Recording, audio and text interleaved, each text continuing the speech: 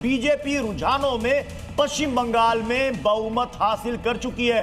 रुझानों में देखिए सामने 148 सीट पश्चिम बंगाल में बीजेपी के लिए, 77 सीट, 3 से 77 पिछली बार 2021 के चुनाव में बीजेपी पहुंची थी। इस बार 148 यानी कि बहुमत बीजेपी टच कर चुकी है पश्चिम बंगाल में रुझानों में। और अगर यही ट्रेंड रुझानों का बीजेपी ने मेंटेन किया तो फिर जो बीजेपी दावा कर रही थी कि पश्चिम बंगाल में इस बार बदलाव होगा, वो बदलाव दिखेगा।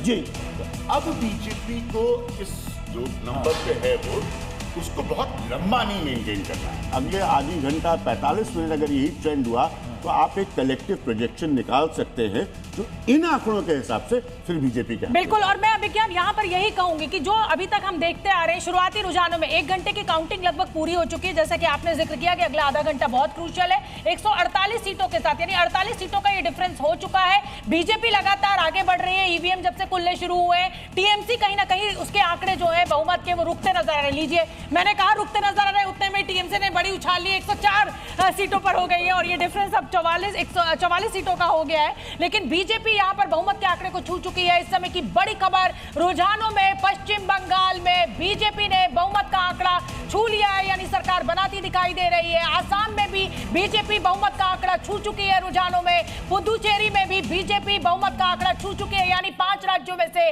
3 राज्यों में बीजेपी आंकड़ों में बहुमत का आंकड़ा छू चुकी है। शुरुआती रुझानों में 105 वर्सेस 147, यानी जो आंकड़ा हमें समझना हुआ 147 वर्सेस 105 हो चुका है। लेकिन हमें यहाँ पर यह समझना होगा, ये बड़ी तस्वीर हमें यह समझनी होगी कि अब ईवीएम खुलना शुरू हो गए और अगर ईवीएम में लगातार बीजेपी बढ़त बना रही है तो क्या ये ट्रेंड अगले 1-1.5 घंटे हमें ऐसे ही देखने को मिलेगा? और अगर ये ट्रेंड अगले आधे घंटे तक ऐसे ही कंटिन्यू रहता है तो फिर कहीं ना कहीं टीएमसी के लिए, ममता दीदी के लिए खतरे की घंटी से माना जाएगा। लेकिन इस समय की जो सबसे बड़ी खबर है वो ये कि 5 राज्यों में से 3 राज्यों के शुरुआती रुझानों में बीजेपी सरकार बना रही है। अभिज्ञान क्या कहेंगे? बीजेपी के विजय रथ को रोकना मुश्किल ही नहीं, नामुमकिन होता जा रहा है तमाम विपक्षी दलों के लिए।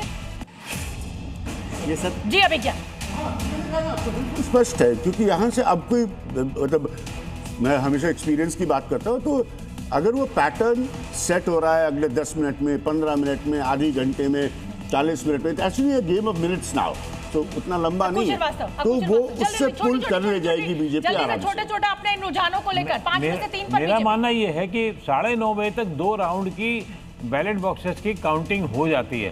तो 2 राउंड का मतलब होगा कि 9:30 बजे तक अगर ये स्थिति बनी रहती है तो आपने बातें बोली सर, वहां बीजेपी बहुमत से नीचे आ गई है। देखिए 147 145 पर आ गई है और टीएमसी जो 112 पर पहुंच गई है। तो इतनी जल्दी रिफ्लेक्शन सारे चेंज हो रहे हैं, आपके बोलते बोलते आंकड़ा चेंज हो गया एकदम।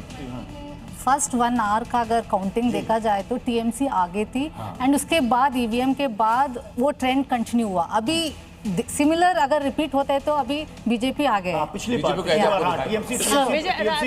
राजेश जी जल्दी आइए, अपनी टिप्पणी दीजिए। 3 राज्यों में बीजेपी, सिर्फ इतनी हमें अभी विजय रथ रोकना नामुमकिन लग रहा है बीजेपी का किसी भी पार्टी के लिए। मैं ऐसा मुमकिन नामुमकिन के बाइनरी में नहीं पढ़ूंगा। मुझे ये लग रहा है कि हमें अभी गैप मालूम नहीं है टीएमसी और बीजेपी के बीच में। जो आप ये रुझान दिखा रहे हैं उसमें कितने वोटों का गैप है ये मालूम नहीं। ये तो मैं यहाँ पे मैं मेंशन करना चाहूंगी कि 2021 के चुनाव में जो बहुत सारी ऐसी सीटें थी, 48 से 50 सीटें ऐसी थी जिसमें जीत का जो मार्जिन था वो बहुत कम था। टीएमसी बहुत कम वोटों से बढ़त बना पाई थी। तो क्या उस मार्जिन को इस बार बीजेपी ने उस पर मेहनत की और उस मार्जिन को कम करेगी? ये राजेश जी ने बड़ा अच्छा पॉइंट उठाया है।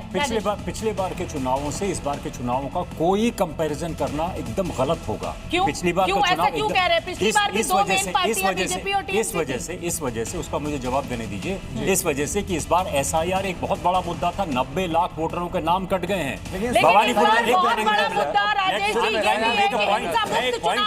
प्लीज मुझे कंप्लीट करने दीजिए। चुनाव हुआ है, ये भी एक बहुत बड़ी एसआईआर का एक बहुत बड़ा मुद्दा था और वहां पे भवानीपुर में 51,000 वोट कटे हैं। इसलिए पिछले बार के मुकाबले इस बार के मुकाबला नहीं हो सकता है। पिछले बार ममता बनर्जी की पार्टी कहां से कहां पहुंची? 46,000 वोट कटे हैं भवानीपुर के अंदर में, लेकिन उनमें से 40% वोटर जो है वो मुसलमान थे, जो ममता बनर्जी का कोर वोट बैंक है। लेकिन एसके दत्ता सर अभी भी आप टीएमसी को इस रेस से बाहर नहीं मान सकते। 115 सीटों पर बढ़त अभी टीएमसी की भी है। मतलब आप जो एक हम शब्द का इस्तेमाल अक्सर करते हैं पॉलिटिकल पंडित के साथ, सुपड़ा साफ कर दिया। बीजेपी का रथ इतनी तेजी से दौड़ा कि सब गिरते चले गए। टीएमसी ऐसी गिरती हुई तो नजर नहीं आ रही है। दत्ता जी एसके दत्ता समझता साहब। हूँ कि 10:30 बजे तक एक क्लियरर पिक्चर आ जाएगा, पर जिस तरह का ट्रेंड है ये अगर बरकरार रहता है तो टीएमसी गई। दीदी अनेक खेला करेছো, এবার খেলা শেষ। आप हिंदी में बोलिए, हमारा दर्शक हिंदी में देख रहा है। तो बांग्ला ये ना बोलो, हिंदी बोलना। वो दीदी के लिए एक बार एड्रेस खेला था किसने वो। कर दिया? दीदी के लिए ही वो एड्रेस था। बहुत खेला आपने किया है, इस बार खेला खत्म हो गया। ये ट्रेंड अगर रहा तो फिर शायद आपको फिर बोलना होगा मेरे तो गिरिधारी गोपाल, दूसरों ना कोई, वोटर गई मैं भी गई।